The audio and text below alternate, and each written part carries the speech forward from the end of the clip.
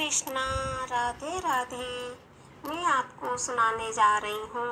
बरूथनी एकादशी वैशाख के महीने की कृष्ण पक्ष में पड़ती है। बरूथनी एकादशी के बारे में कहा जाता है कि भगवान विष्णु की पूजा की जाती है और उस इंसान का जीवन मृत्यु से कष्ट दूर होता है और यह व्रत करने से उस इंसान को मृत्यु के समय कष्ट से मुक्ति मिलती है। बरूथनी एकादशी पर भगवान विष्णु के मधुसूदन रूप की पूजा करना बेहद सौभाग्यशाली माना जाता है।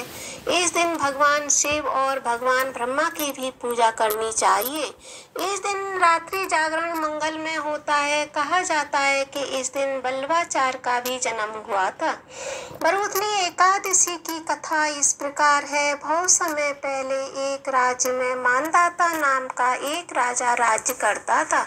कहा जाता है कि राजा दान पुण्य में विश्वास रखते थे और बेहद तपस्वी थे। राजा मानदाता बहुत प्रतापी और विख्यात राजा थे। एक दिन वह जंगल गए, वहाँ तपस्या करने लगे। तपस्या करने के दौरान जंगल में से एक भालू आया और राजा मानदाता के पैरों को खाने लगा।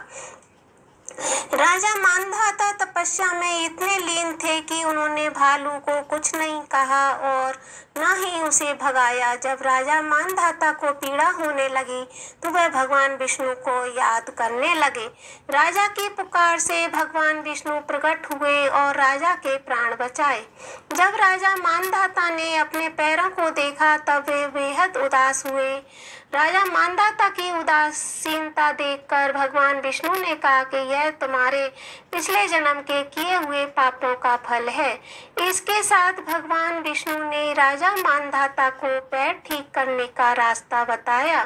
भगवान विष्णु ने कहा कि तुम्हें मथुरा जाकर बरूथनी एकादशी का व्रत करना होगा।